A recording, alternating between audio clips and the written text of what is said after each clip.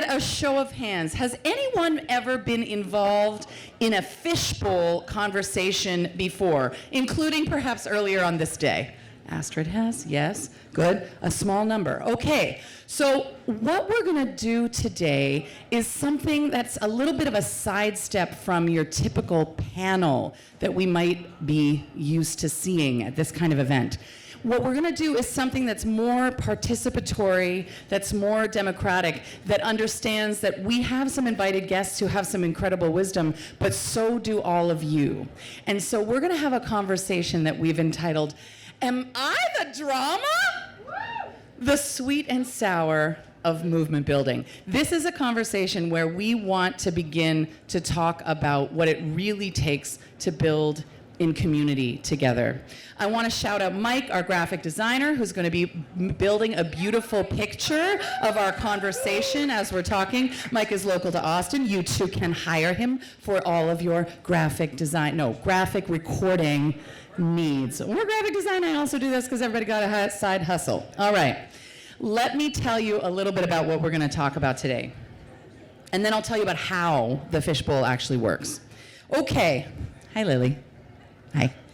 Okay, we are going to talk about, there's a version of doing movement building that we really like to celebrate, right? It's all about the power of the collective. It's something that we romanticize to some extent, the coalition that comes together, the breakthrough moments that we have, something bigger than any one individual. We celebrate this, and that's part of it, but it's not the whole story of what it means to work and build in community. The story also includes questions about governance, right, with no clean answers. It has questions about power dynamics that everyone can feel, but nobody wants to name. It has to do with the slow realization that even in spaces built on principles of equity and shared power, a few people often end up with the most access and influence. Right? So shared infrastructure sometimes gets built and then the intelligence disappears when the thing falls apart. Like all of these things are also part of the story of building in community. These aren't signs of failure. These are the actual terrain of the work. And so what we believe is that community building and infrastructure building are imperative, and the ecosystems that we're trying to build require governance, structural clarity, shared intelligence, and real commitments, not just enthusiasm, although that is very important, and I myself have so much. We're here to have this conversation collectively, and we want to talk about what is sweet and also what is sour, what is salty, what is spicy about building together in community. And we're going to do that by talking together in community in this format called the Fishbowl. So the way this is going to work is we're going to begin with some conversation with our incredible invited guests. We have catalytic community wealth builder James Johnson-Piett. We have alternative venture capital ecosystem builder Jose Pinero. We have strategist, operator, and economic power expander Rob Gordon. So these fine gentlemen are going to seed our conversation today with some of their experience and thoughts. Then we're going to invite all of you to talk to each other for a moment. We're going to invite you to talk to your neighbor, to actually start to get to know one another and chat a little bit about your experience. And then we're going to invite you to take your choice, your chance, your option to come into the center. And we're going to start to trade places and join the conversation by coming into the middle. And so when that happens, one person will come in, and then someone will tag out. And then another person from the audience will come in, and another person will tag out. And we'll just continue like that, taking turns, as the conversation is the thing that is lifted up in the middle, but the wisdom comes from the whole room. Does that kind of make sense, everyone? Okay. Now, in order for this to work in the way that I know that it most beautifully can, I want to invite us into a series of practices that are going to allow us to really have this be the most robust and wonderful dialogue that we can have it be. The first one is to listen with curiosity. Listen with curiosity. What does this mean? First of all, sometimes when we are listening, we're actually listening to respond. We're not listening to understand.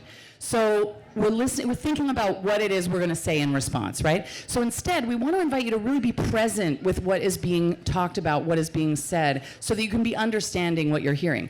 Now, what also sometimes happens is when we have a room that is so diverse as this one, somebody might say something that's very different or that sort of does not jive with your experience or your version of reality.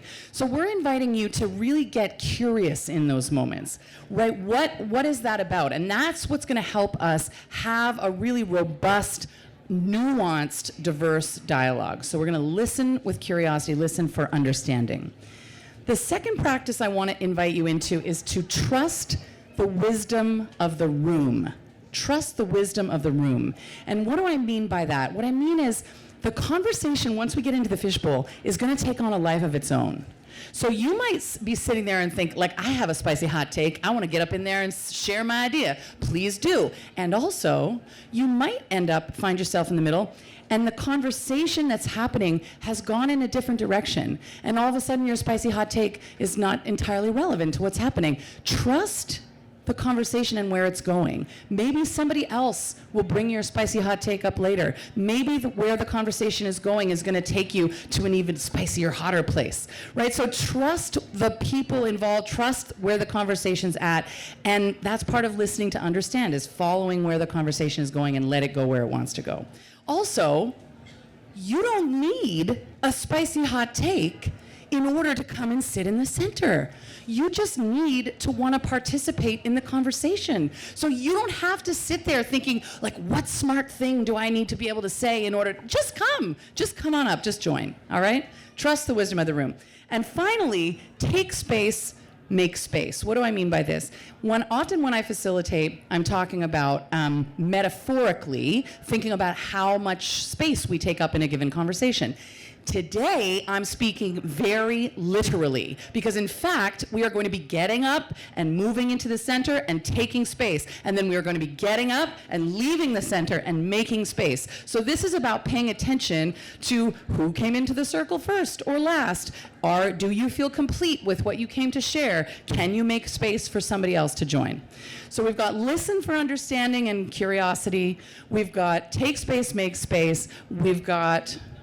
had a really smart second one. Oh yeah, trust the wisdom of the room. Trust the wisdom of the room, listen with understanding, and take space, make space. Are these practices that we feel like we can all abide by? We can all practice together, do our best.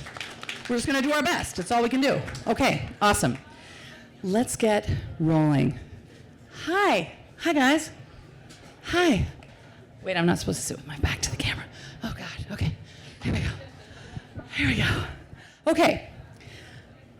Look at these three handsome ones. This is nice. Okay, we're gonna have a nice time. Let's get it started. So let's start at the beginning, and by way of introduction, so tell us a little bit about who you are, what you do, but can you tell us through the lens of this question? Each of you has brought people together, probably multiple times, around a shared goal, across cities, across organizations, different kinds of power building. Choose one example and share with us what was the thing that first brought the people to the room. So what was the thing? And then how did you navigate keeping it inclusive while still getting some shit done? James, I'm going to start with you. Damn, Josh, that's heavy. All right, start big. I'm James Johnson-Piett, principal and CEO of Urbane. By way of introduction, I guess I am a very reluctant real estate developer.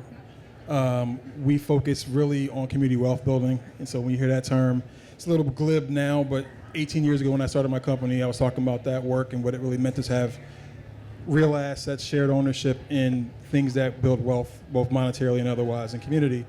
And so I've been trying, I feel like Sisyphus going up a hill, down a hill, getting pecked at by eagles and whatnot, but recently, after a lot of arduous work trying to sort of build spaces that can hold people in community, but also help them accrue wealth in those spaces, I found myself to be, a little frustrated with the amount of velocity that these projects take. Mm-hmm. And I knew other people in my field were dealing with that similarly. So last year, literally, I put on my Avengers cap. I acted a little bit like Tony Stark, and I went from place to place. I went to Mobile, Alabama. I went to Boston. I went to Chicago. Just recruiting my colleagues and saying, hey, look, we've all been dealing with this bullshit for the last decade, 2 decades, 3 decades. Nothing's changing because we don't have scale and we're not working together enough to think about what the real North Star needs to be. And it's been interesting in the last year to think about what does it mean to build a federation. So have autonomy, but at the same time have shared vision and shared goals and shared values around something very tangible, like in our case, we're calling it heritage innovation. How do you create spaces at scale, both at the hub and the district level in communities, where you have a different kind of economic development modality that's trying to really create something different in Silicon Valley and that bro culture. And you're thinking about how does neighborhoods and communities have the innovation baked in already, but how do you uplift that, through resources and supports? And what's interesting is when you meet leaders, everybody has their vision. They're the stars of their show. And so we got together, there's 10 of us now, and we've been meeting for a year and a half, trying to figure out how we're going to play together. The end game is to create this sort of shared portfolio that we can go to the marketplace and try to really raise $1 billion of capital to move in our communities collectively. But how do we govern that infrastructure together? And so it's been a really fascinating experience to have to both have a vision that's shared. And so, I guess I was a bit of a spark and a catalyst, but very quickly it was like, if we're going to do this appropriately, everything we have to build needs to be, some level of consensus. And we're all representing our own communities downstream. So it's not just like us as leaders, quote unquote. We're just stewards. And so I think a big important part of what we are thinking about is how do we get our overlapping Venn diagram communities, neighborhoods to all play together. And it's been a fascinating experience. What I realized first and foremost is there has to be some shared value at the core, and we need to be able to articulate that. So we're building a manifesto as we speak to sort of speak to what we want to accomplish. But the other thing is I think having something tangible that we're all going after and recognizing there's enough autonomy in the structure for us to do our thing locally. When we come up at the federation level to talk about that shared value, so we have a community of practice that's very clear. And frankly, some of this has to be fun. Like we met here last year, and we had a week where we just sort of sprawled out, laid it all out. We're all leaders trying to move our thing, and the trial and tribulation that come along with that. And then we had a meeting in Birmingham that was so rigid because we were trying to get all this stuff done. And we walked out of it being like, this fucking sucks. like why are we doing this? This is all volunteer work right now, right? So just keeping the North Star in mind, but also making sure that you're actually enjoying the journey was a big one for me. And I think what we're learning very recently is then how do you translate all this great energy, again, downstream, and letting our communities play together. So now we're doing the site visits where it's not just us, we're bringing our people together. People are sort of, they're sharing their mind vibe, and so I'm excited for that piece of it. But just keeping those things in mind. So first principles for sure. Thanks so much, James. And I'm hearing so many threads that we're going to continue to pick up over this conversation, certainly around the importance of joy when we're doing this work. I'm hearing the idea of the representation. You've got the leaders, but they each represent their whole own communities. And so we're trying to do inclusion with these 10, but then we're also trying to do inclusion with these hundreds and thousands and hundreds of thousands. Jose, I'm going to come to you next and put to you the same kind of question. Tell us a little bit about who you are and where you're from and what you do, and talk about what was it when you started to gather people, what were you gathering them around, and how did you navigate that inclusion paradox? Let's get some shit done, but let's do it in a way where everyone's brought along. So first of all, I'm Jose Pinero. I am the executive director of Somos VC. It's a 501c3 nonprofit focused on empowering and elevating Latinos, Latinas, and allies in venture capital. So this is a problem we face every day, right? I have different groups of stakeholders. Founders building companies want one thing. People building funds, they want another thing. The LPs, the investors, they want another thing. The community at large, they want something else. The service providers that support our community, they have different goals, right? So every day we're making trade-off decisions. I have done this a few times, and I cannot underestimate the importance of spending more time in the beginning aligning on the objective. Please, please, please define what is the one thing, and it cannot be, we want to move. What's the outcome?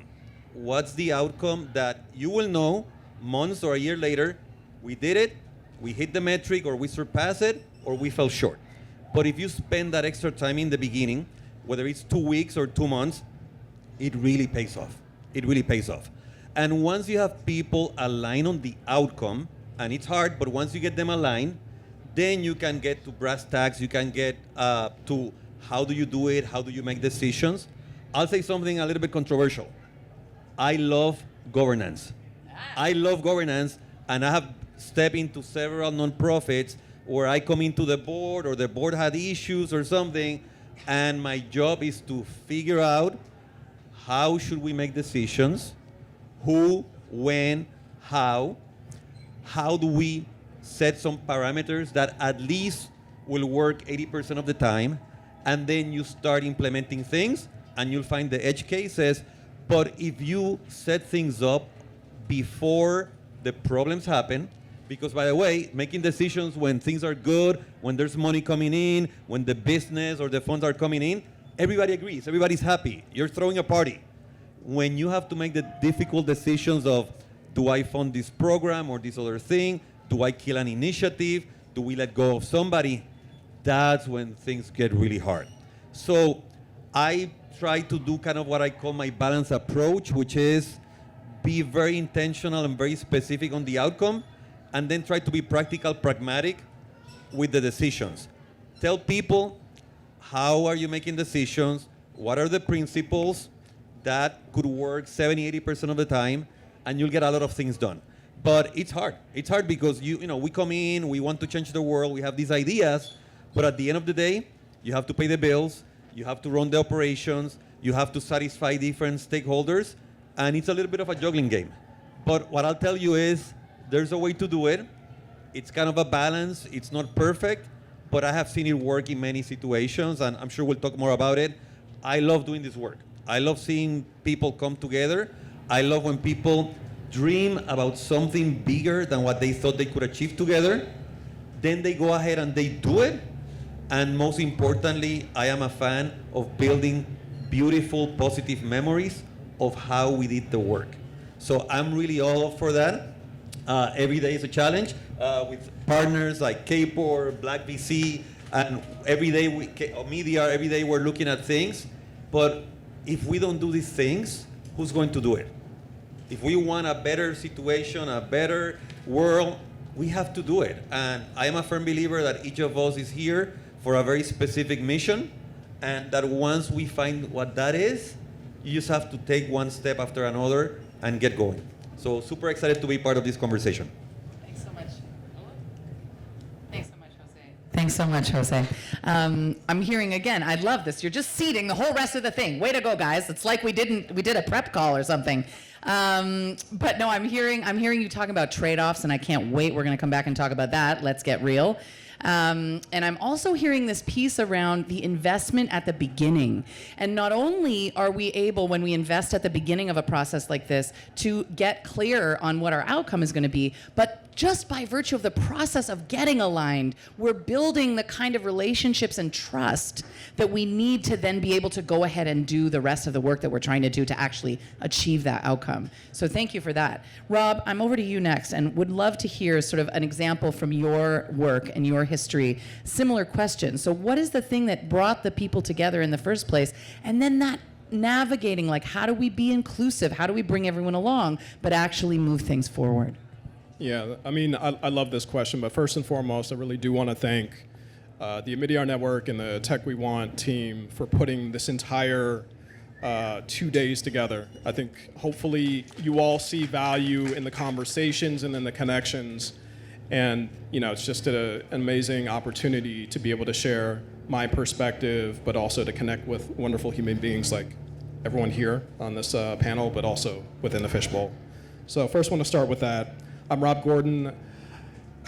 Over the last 25 years of my life, I've been at the intersection of community, impact, culture, capital, and that's looked like I've worked in government, I've worked in the startup space, I've worked in the nonprofit ecosystem, I've worked in the venture ecosystem. Most recently, I was the CEO of Black VC for the last 3 years. And, I think about, well, one thing that I will say is I transitioned out of my role at the end of last year, and I've spent the last 5 months just reflecting on what was, what needed to be true, the ecosystem, the opportunities that are still in front of us right now. But one of the things that I've been doing a lot of reflection on is the community, right? The community that I served at Black VC, right? I came into this role. Fred's the co-founder of Black VC, and he's sitting here today, but also the board co-chair. But Fred and I have had extensive conversations around what does impact actually look like, especially in a space where, and I know we're trying to stay away from statistics, but in a space where Black people only represent 3% of the entire venture capital industry, and we're talking about trillions of dollars that are flowing through. And so when you think about that, and you think about the impetus in the existence of Black VC into ushering more individuals into a space where we've been told that we don't belong, in a space that's been gatekept for a long time, in a space when we talk about inclusivity, talk about Black women, they represent less than 1%, right, of the entire venture capital industry. If that doesn't make every single last one of you here upset, I don't know what will, right?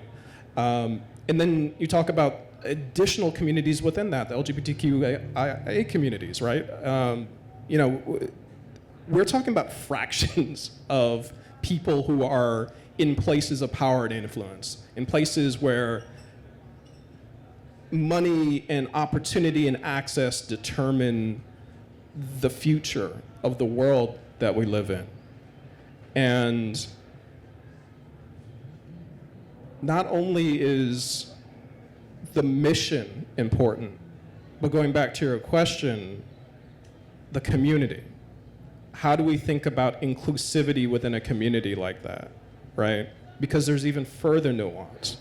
I'll give you all a perfect example. So I went through one of our programs called the Black Venture Institute. I was in their first cohort back in 2020 before I was CEO. It was an opportunity that changed my life. I talk about this a lot. I'm in a Zoom meeting in the middle of the pandemic for 2 weeks straight with a facilitator that comes from Berkeley High School of Business, Toby, incredible human being, by the way. But I'm looking and I'm learning about venture capital in a room that feels like it should be representative of everywhere, every walk of life. Fast forward to, I think it was cohort 7, a couple years ago, when I was in seat at Black VC as a CEO. At the very last session of the very last day of the 2 weeks, we open up the floor for reflection. And I remember very specifically, one of the participants said that she went through community college and she didn't know that venture capital existed, nor did she view that she would be able to have access to that when she found that out. But an opportunity like this and being very intentional around creating the space to widen the aperture for the access into these rooms, into the capital that's being deployed, into the networks and the connections, felt like it was extremely important.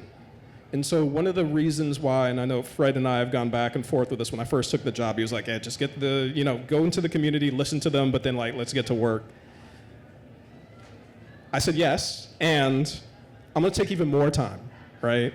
I'm gonna listen, right? So whether or not I was down in Tulsa, Oklahoma, Chris Grassi, whether I was down in Tulsa, Oklahoma, in rooms, just asking questions around what could be built. How can we build in a more inclusive way? How can we widen the aperture, right? And then how can we make this space, this community, even more accessible if you feel like it hasn't been? And spending the time, for me personally, felt like it was worth it. But I also, from an executive standpoint, felt like it was a mandate, not just to the community, but also to the team that we were building, that this is the direction that we needed to head in. And I think the second thing is, it goes back to one of the things that Fawn said in the first Fishbowl around values.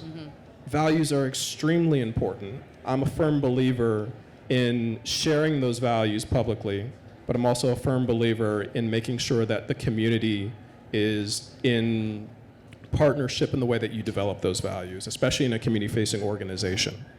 So,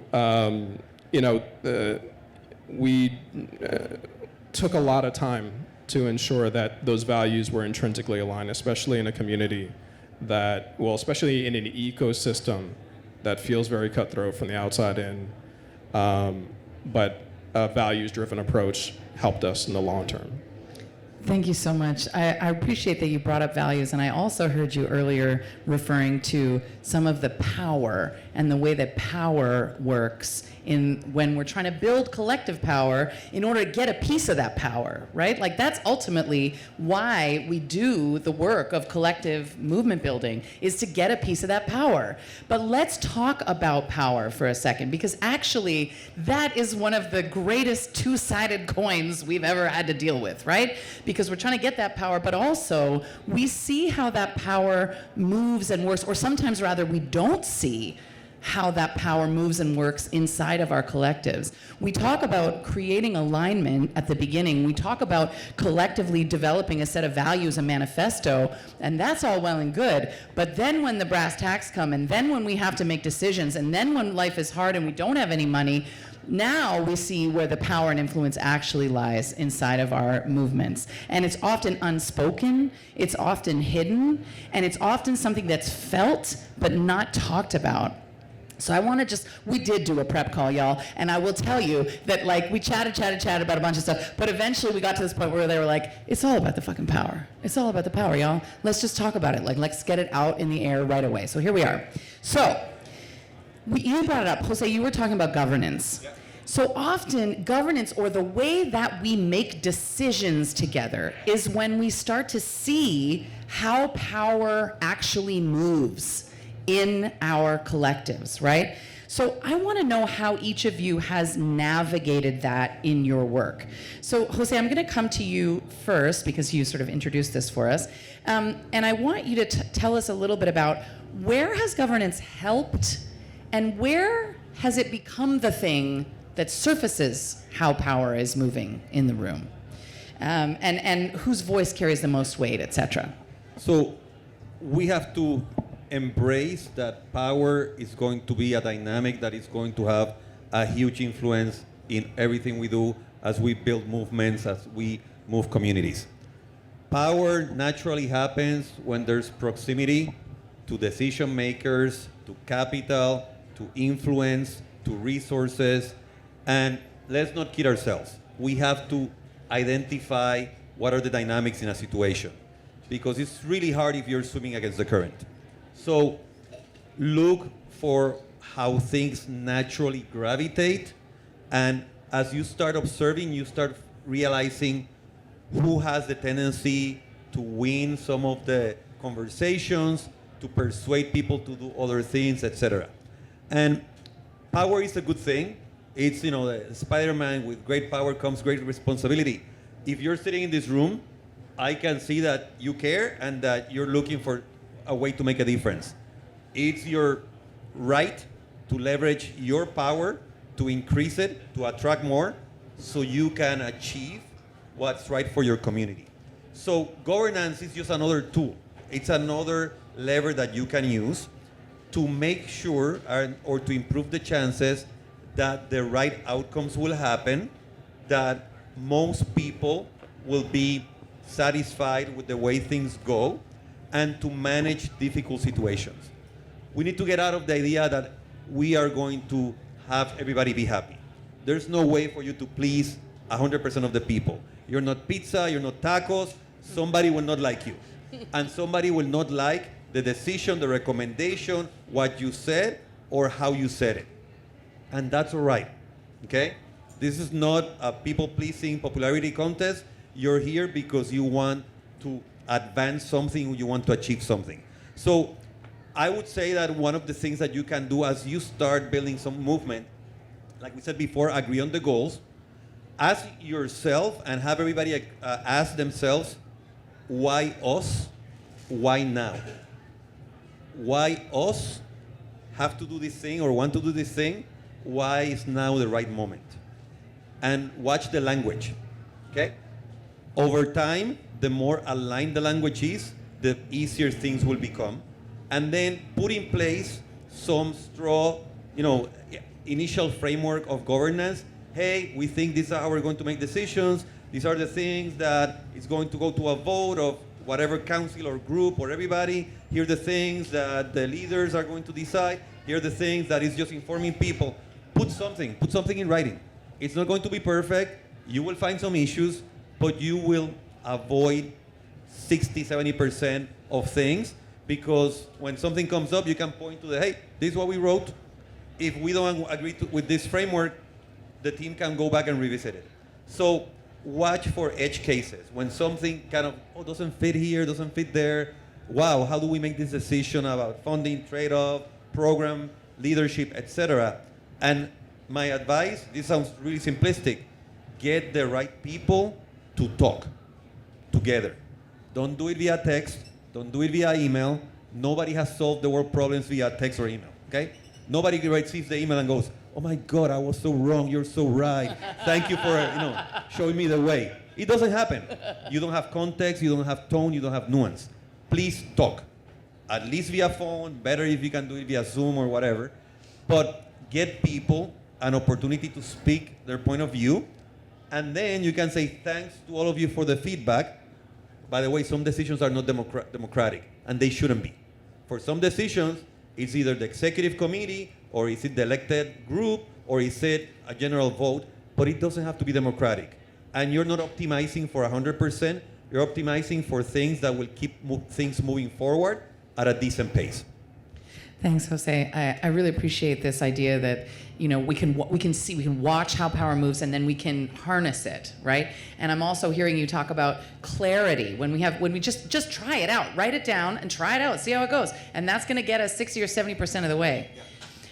James, I want to come to you next, and I want to pivot the question a little bit, because sometimes what happens when we are following how the power works in the room is that we see the kinds of power dynamics that we are in fact trying to build against coming to life in the rooms that we are building to build against, right? So I'm talking about white supremacy. I'm talking about dominance in all its forms. I'm talking about patriarchy. I'm talking about all of that, right? And we start to observe those kinds of power dynamics coming to life in the rooms that we are trying to organize against exactly those kinds of systems of dominance. So I'm curious if you can speak a little bit to how maybe you've observed that in the rooms that you've been in, and how you're navigating that, the way in which you see power coming up in those kinds of ways. It's an interesting twist. I think what's fascinating about that is there's a sort of normative expectation of what structure is supposed to look like, what governance is, right? And so when you think about organizing people around decision making, it's like, it's like the Robert's Rules of governance, or whatever the hell you're thinking about in that context. And there's an intention to break those normative structures and say, we can decide differently. It can be democratic, it can be representative, it can be shareholder, it can be whatever you need to be. Is it solving the problem, one? And does it feel authentic and relevant to what this group is trying to do? And getting to Jose's point, if you understand where you're trying to land, if you're trying to scale at a certain level of pacing that you want to get to, if you're trying to think about something that's very bespoke and unique in the context of where you are, like I deal in place. So just because something worked in Detroit doesn't mean it's going to work in New York or it's going to work in Birmingham, right? You have frameworks, but it doesn't mean you're going to make it ultimately work out. And so how you balance, and there's trade-offs around what you're trying to achieve, speed, scale, opportunity. But if the power lies in sort of the design, that's always been our focus.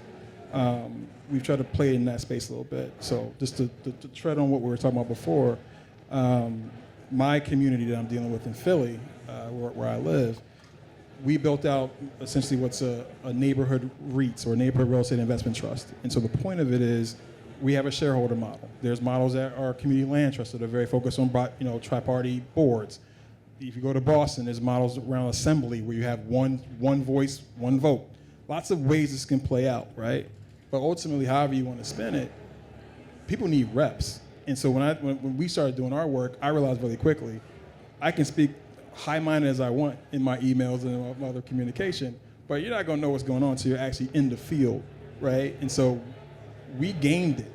So we do live action role play in our space. We think about, like, you're going to learn, part of the power is frankly understanding what you're doing around governance. So I'm going to teach you different models that I've seen in the space that you can sort of take to your communities, et cetera, et cetera. I think Dr. Fallon talked about the church. You know, I grew up in a context where my grandmother was a shareholder because her church raised $400,000 to buy the first black shopping center in the country. That was my legacy and my birthright that I was able to take in with the work that I was doing. Other folks don't have that context, right? So you got to get them to a place where at least people have the same level of playing field around baseline what we're trying to achieve. But we literally game it out. I have a card game with 7 suits, and we say, okay, here's funding sources, here's your partners, here's certain outcomes around return. We're going to play this out.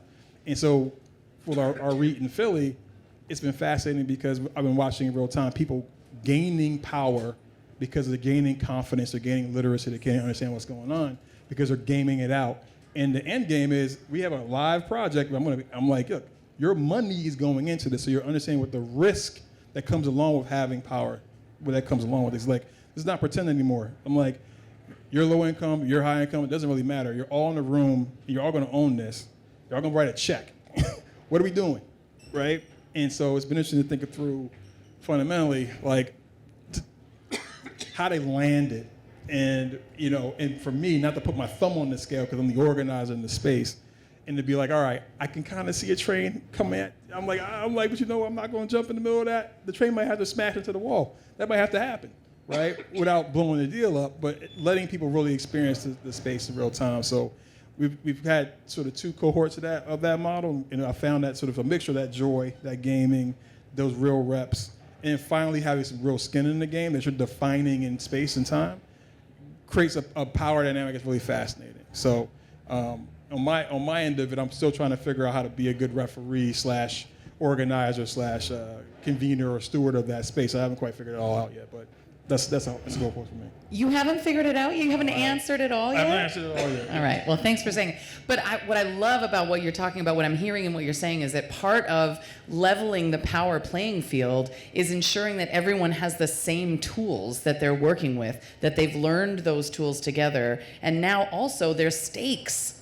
We have real stakes in the game that are equal and shared, and that this is how we kind of contend with leveling some of those external power dynamics that can otherwise creep into our spaces.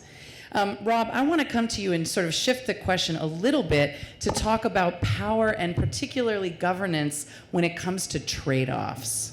So we know that, like, most of the difficult work, like when it really gets hard, is when we have to make trade-offs. I have a really brilliant friend named Carla Monterroso who runs an organization called Brava Leadership, and she talks about the triangle of tension, where you can only ever have 1, maybe 2 out of the 3 things in a given decision. And those things are culture, impact, and money.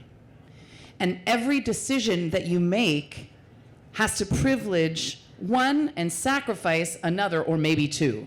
And those are always the trade-offs that we're making. We're making those in all of our life, but we're specifically making those in our work in community. So I'm wondering, Rob, can you talk to us a little bit about some of the trade-offs that you've experienced navigating and how you saw power playing out in those situations where you were navigating those kinds of trade-offs? Yeah. I mean, when I think about coalition building, when I think about community, when I think about infrastructure building, that's bigger than any one organization, because that's been top of mind for me for the last, I would say, 2 years. And I would say the reality set in with the canary in the coal mine for when I was at Black VC, and we found out 2 years ago that organizations and sponsors were pulling out their sponsorship dollars. And then I ended up going to our partners and our ecosystem leaders, and I said, hey, we need to have a conversation around what we're gonna do together, right? And that eventually kind of blossomed into this idea of how do we strategically create something that we could all buy into. And so going back to the governance of what that looks like, because I've been doing a lot of reflection on like what needs to happen right now, right? Because to your point, we're in a moment, right? 2020, when I was at DevColor, we're dealing with the murder of George Floyd, and then every single logo puts out, white letters on black backgrounds. We know this, right? They lean into DEI because it's a cool thing, right, for marketing, right? And then we get to the top of last year and the top of this year, and we see how things are going to go last year. It's going. And then top of this year, I'll be quite honest with all of you, like all of my funding disappeared in a month. The 2.5, 3 years that I've been working really hard to make strategic relationships with this logo and this logo and this logo, gone in an email because we were classified as DEI. So, as I sit with the responsibility that we all should have with that, I go back to what does the ecosystem need?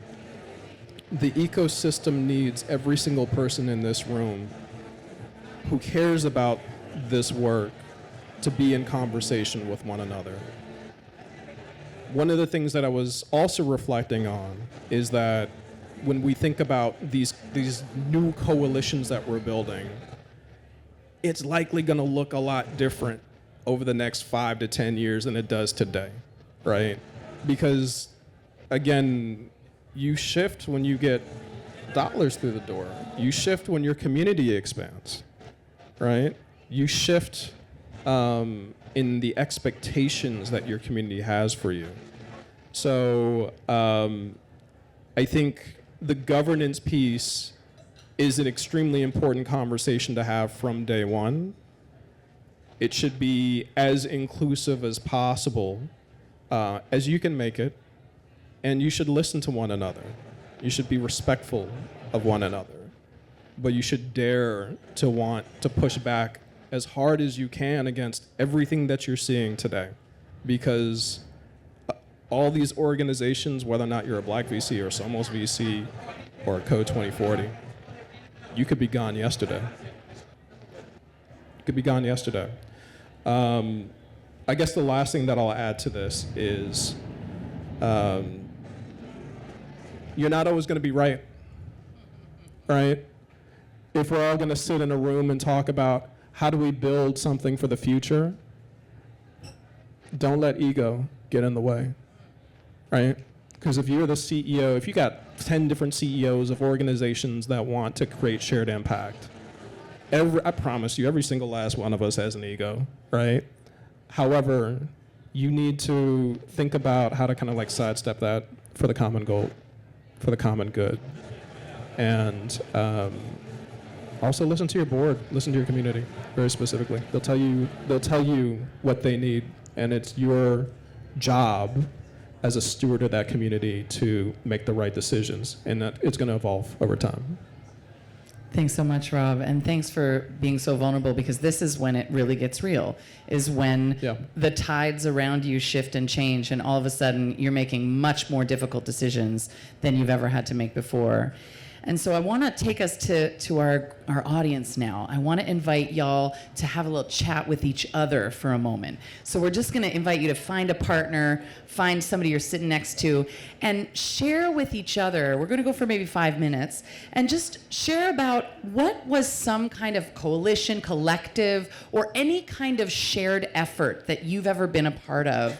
And think about, or see if you can share, what were some of the power dynamics that were the hardest to navigate in that context, and what could have been in place that could have helped.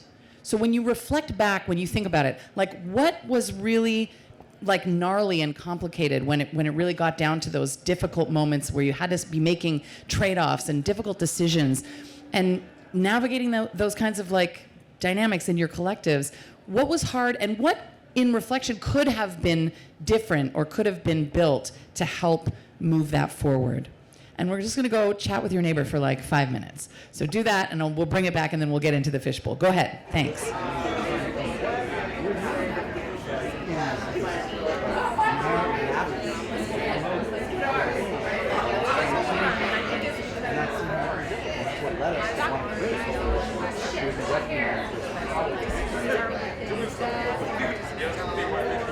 Okay, trust, feeling good in our movement building. Astrid, I'm gonna invite you to kick it off. And then I'm out, y'all. It's all you, it's your party. We're gonna do this for about 24 minutes. Go for it.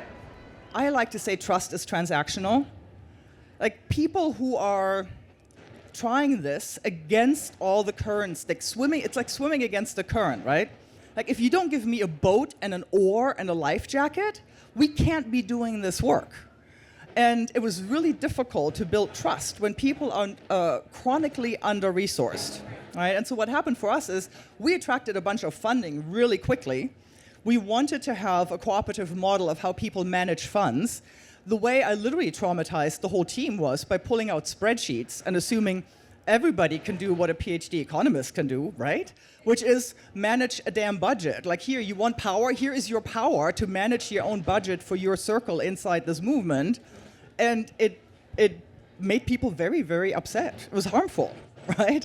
And also, the funding that we were trying to manage so democratically came with strings from our funders who were only interested in outcomes. Nobody was paying me to train anybody in spreadsheets or train myself in how to be, less clueless about the impacts that my intentions were having. Because you cannot get movement building or the process of movement building, you cannot get that funded. And I'm here to tell you, I'm a prolific philanthropic fundraiser, but this shit you cannot get funded. Not one penny that actually invests in the people. And so coming back around to the trust piece, it's transactional in the sense that it happens between two people in the moment, right? And we were getting really paralyzed by not being able to work through the issues that we were triggering each other around.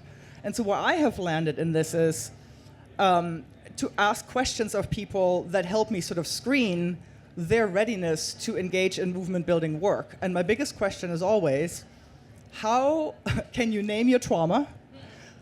What are you doing about it? How are you managing yourself? And what tips do you have for me and how I can encounter you? Because it will happen. Like we were building a global movement. People were hitting cultural barriers and boundaries. They were hitting racial and patriarchy and gender and all the identities. Everything was in the fishbowl, in the soup with us. And so that question of what do you do to be trustworthy? How am I worthy of your trust? What work have I done, right?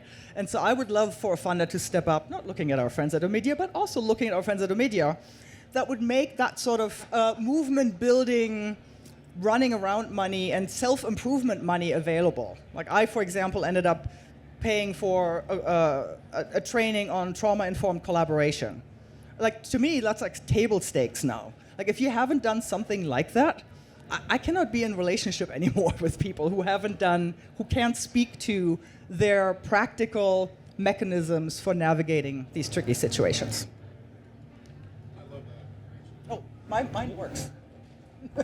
It's a talking stick. Okay. I love that. And, India and Prad and I have been having a lot of conversation around,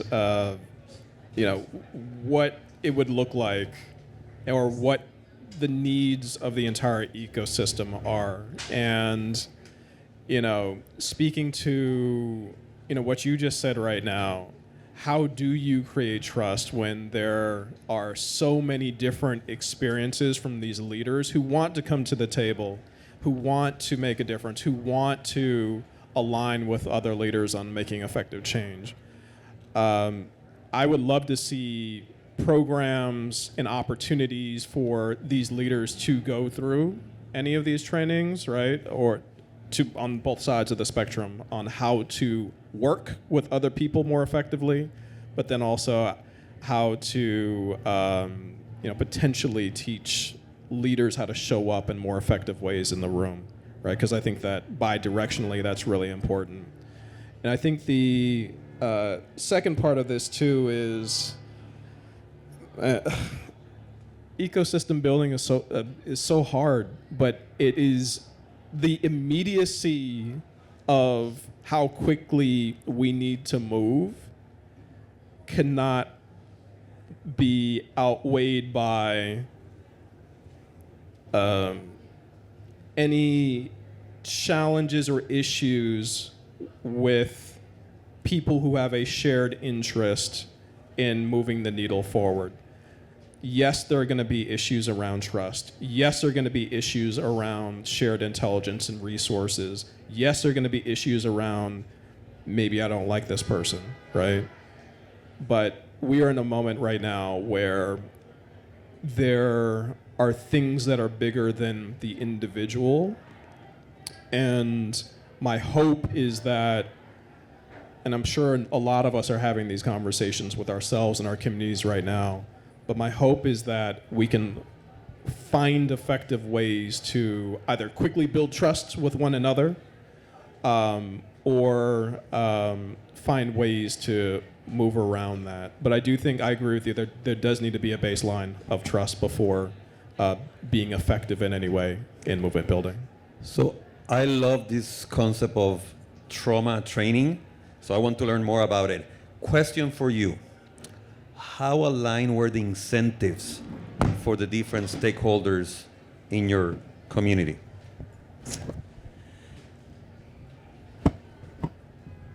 So we had done the work of, the other thing I'm guilty of is over-engineering community. So I've since reflected on, what is sort of if form should follow function, I've since amended that to say form should follow functionality. And so what is the least amount of structure building you have to do to bring people into community with each other? And what are the smallest circles of people that can be practicing collaborating with each other? And so no, we were not aligned on all those levels, right? There was some alignment between the 4 founders, but then even if each of us brought the next 3 or 4 people, now you're at 16, you have an exponential problem.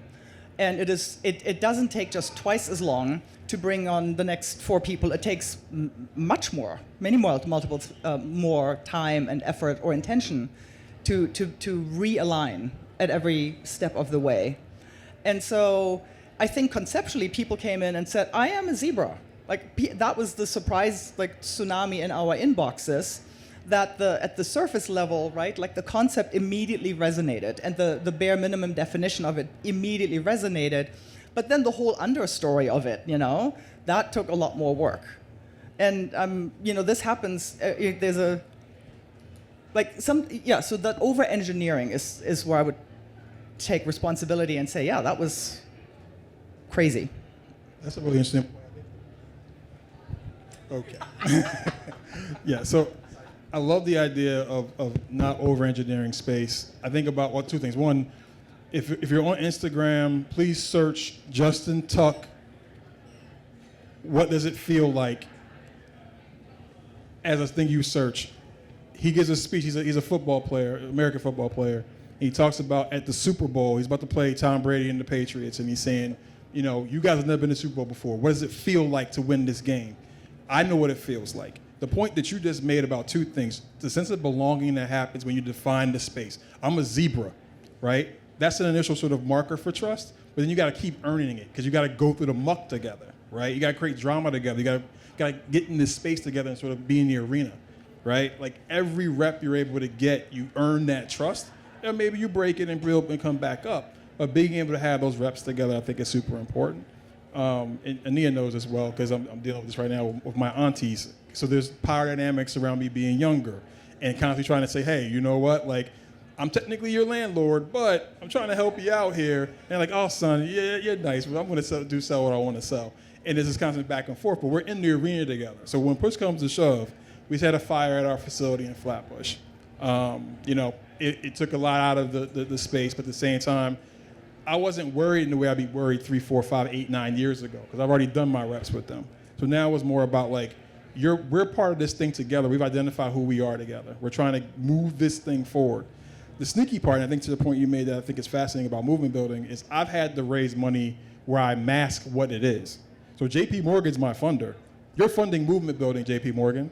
The movement I'm trying to create is a neighborhood share ownership model that you're going to pay for because you're incentivized for me to do the thing I'm going to do as an outcome point, because what you get is something that you want.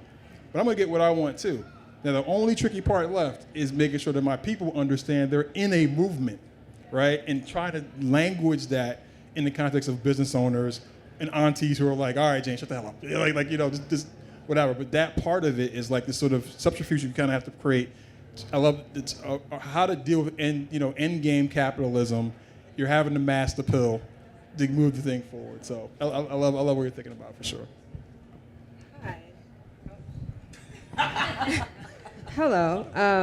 Nice to meet you all. My name is Ayana Harris.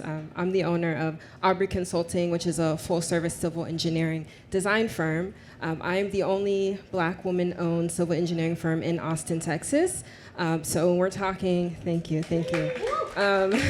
When we're talking about showing up in spaces and industries and building community for those that look like us, that have shared experiences to come behind us, I'm right there right now. I'm really new in my entrepreneurship journey. I started my firm in 2022 while I was working full-time, and just recently in the last 8 months, I've decided to go full-time in the entrepreneurship land. But I wanted to touch on what you were talking about when it comes to relational competence, because in the entrepreneurship space, there's a lot of conversation about your niche, what sets you apart, what's your special sauce. And I have a lot of conversations with some mentors of mine, and I'm like, I am hiring and teaching engineers that have relational competence. And they're like, okay. Why does that matter? Are they the smartest? Are they the best at problem solving? Maybe not. I feel like those are technical skills that I can teach, but what I really want to focus on, the name of my company is Aubrey, which means shelter in French. I want my company to be a shelter for people of color to come in and learn how to be amazing engineers and use that to, in turn, come and make differences in our community. But relational competence as a currency is not well respected in my industry. People are kind of like, we don't really care if you're relationally competent, but everything that we're doing, everything that we're talking about building relies on relationships, relies on trust with one another. So yeah, I just wanted to share that when you talk about empathy, when you talk about relational competence, I think that's something that needs to be brought up and needs to be talked about a lot more often in these spaces. Can I have one quick reaction, which is to say, and if you're a woman of a certain age, perimenopausal, that's cute. How about post? We were taught that emotional or relational intelligence is bad. That's not how you rise in the corporate world, right? Like, so some of us, like that, you have to have active unlearning of some of these internalized systems that don't serve you, and then what you're doing so beautifully, the proactive learning and teaching of this new skill set. Hi. So, is this one on? Let's check this one. Maybe that one. This one's right. Is this one? Here we go. Okay. I'm Priscilla Nakane. I'm the publisher of Tech Magazine, and I primarily lead my company called She Speaks CEO. It's a woman in leadership organization. So very applicable to what we're talking about. I think you mentioned you would love to see the leadership training happening. That's part of what we do. To get back to the trust, you mentioned trust is transactional. I might be the contrarian. I want to build trust through transparency. And that is what has brought building our movement, my community, through so much, is in fully being transparent in where we're going, what the vision is, what we need to get there, how we're moving the needle, but also in our challenges. In those challenges, I'm going to be transparent about my tenacity, because you need to understand that no matter what, I'm here to be tenacious for the good of the community. and the people. That builds the trust. So it's tenacity, transparency leads to the trust, and that's what I found really works. And it's sometimes those hard conversations as well. Don't feel bad, I'm right here with you post-menopause on the other side. So yes, thank you very much. And that probably helps because I don't give a fuck anymore. Yeah, you both. So that's where postmenopausal leaders come into play. So I wanted to hear Ania. I just want to say one thing. Relational skills or soft skills are going to be more important than ever in the world of AI. So please, please, please, let's help each other develop that, because that's a key differentiator.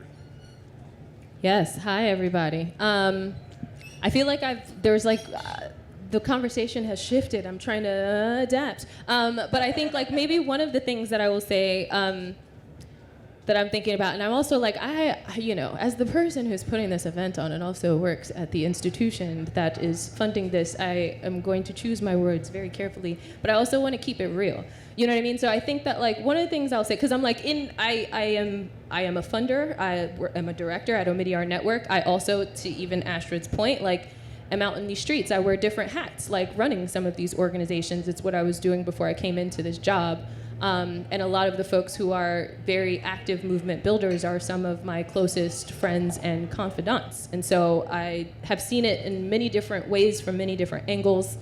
And I think one of the things that I kind of wanted to sort of point out, which I feel like I'm going to pull some thoughts from Carla Monteroso, who is a very important contributor to the Tech We Want. She also serves as a coach for me. And I've been able to be in partnership with her on various things for the past decade. And, you know, she is writing this really amazing book on power that I cannot wait for it to come out. But one of the things that she's been talking a lot about has been around like the fact that we are now in a time where we're building multicultural orgs, teams, institutions, and there's not really a playbook for that and how that's existed. To even sort of tap on what Astrid was saying in terms of how, you know, they kind of like beat this understanding into you early that like the emotions part is bad. And now we're all like, bring your whole selves to work, which is like, you know, it's a different orientation. And not only like bringing your whole selves, but we're talking about a lot of different selves here. And those things are not always aligned. Like conflict is inevitable. And so I think about that in the context of, you know, also how we show up when we're kind of, again, like building in movements, but also sometimes in spaces where we're doing work, you know? And I think that in some ways it's like we are still, in my mind, doing better than probably most of corporate America, even with our messiness and sometimes people feeling like they have to take some punches. But I also am just like, you know, there is a larger goal that we have to kind of be thinking about. And like, I'm here for people having emotions. I have emotions. But I'm also just like, guys, you can't let your emotions fumble the bag, okay? Like the resources are already scarce enough out here. And I'm just like, I think that sometimes there's like legitimate harm that is happening. Those things need to be addressed. Sometimes it is just hurt. And I think that like, it is all up to each of us to do our own work to try to know the difference. And I think that like, it's not to say that we need to be operating in the, you know, this, again, I'm gonna pull another Carla-ism here, like this kind of spectrum of like, you know, on one end you have emotional scarcity, which is no feelings allowed. And then on the other end you have this like emotional indulgence, which is just like, me, I'm hurt, and everybody stop what you're doing and we can't move forward because I have feelings. You know what I mean? Like somewhere in between there, the work has to get done, right? Like it's what we're all here for. And I think that this piece of trust kind of comes in where like, you know, through us spending time together, and I think also to what you touched on, Priscilla, which I'm like about the transparency, I think is also so important, because when we talk about trust, I think that one of the really important things about that is stating your needs. Especially when you have so many different kinds of people around each other. Everybody needs different things. Everybody comes into this work from different angles, different experiences, different traumas, all of that. And so sometimes people might be stepping on you and not realizing it because they didn't know your needs, you know? So I think that like having that kind of communication is also the counterpoint, and not just assuming that everybody could and should know the things that are going to hurt you. And so again, like a part of this kind of spectrum of emotional scarcity to emotional indulgence. And when we think about the trust, like it is in some ways kind of the currency of building these movements. And I'm going to wrap this up by just saying that like when we have rules, policies, all of these different kinds of things, laws, those are like the things that are there to kind of be the backstop when trust is not enough, right? So I know like when we kind of create things like community agreements, when we create codes of conduct, when we create standards, when we create policy, like all of these things are the rules for like knowing that you can take any utopian picture and put humans in it and the shit is gonna get crazy real fast. Like you just wanna ruin any utopian dream, put humans in it. That's why we have rules. But if we can actually really properly cultivate enough trust to like get things done where we don't have to be besties, we don't have to go to each other's weddings and bar mitzvahs and all that stuff, but like we do have to keep showing up to do the work that we said we wanted to do, that's when we're gonna make progress. You mean this is not your bar mitzvah? I came for, but that's why I'm here. That part's tomorrow. It starts at 9 o'clock. I just want to put just a couple of sprinkles on the trust and transaction piece before I step out, because I wanted to put some sprinkles on why I said that. Because I'm German, so for me it's cultural, right? So to say trust being transactional is shorthand for me to mean, do you say what you mean? Right? Do you actually say the thing that you need? Like, is your what you say aligned with what you deeply mean? And then do you do what you say? Right? And that shows up in, are you going to follow through on your commitments and all that? That's what I meant by the transaction piece. All right, now I'm done. We've got a little bit of time left. I have a little less microphone left. We've got a little bit of time left, but we have two beautiful voices we want to hear from. You don't have to leave. We'd be in this conversation with these nice people. What are you doing? All right, we're gonna hear from you two beauties, and then we're gonna wrap it up. Thank you. I wanted to piggyback off so much great in the conversation. Like, where do we start? I want to start with unlearning. So I think unlearning is a really big theme. Things are moving so fast, so far, in so many different directions. I think we need to unlearn what we know about tech. Tech isn't just what's labeled as tech on the stock exchange. The literal definition of tech is application of a scientific principle. Fire is technology. A nail and a hammer is technology. A lot of you who don't think of yourself as being technical or would describe yourself as non-technical, stop doing that. You have access to technology that other people don't. So own that, bring that to your group, bring that awareness in your group that you are technical by a new definition that you have the agency to create. I also want to kind of mention about safety, like redefining what safety looks like, because safety is different. Satellite data plus facial recognition means that nowhere public is safe anymore from the perspective of being surveilled. I think we all have an awareness of that, but bringing that awareness to our groups and really amplifying that to build that trust, to build that safety for the activities we want to do. Lastly, I want to talk a little bit about context. So we're very familiar with the abuses and the challenges with data privacy, data protections. Context is the new frontier for corporate theft. So anytime you're putting your context into an AI tool, you have no idea how that is going to be used, and there are no saints in AI. Claude has hired a product manager who is going to introduce advertising into Claude. So despite the fact that they are best of sector, there are no saints in AI. Protect your context, protect your group's context, and teach others to do the same.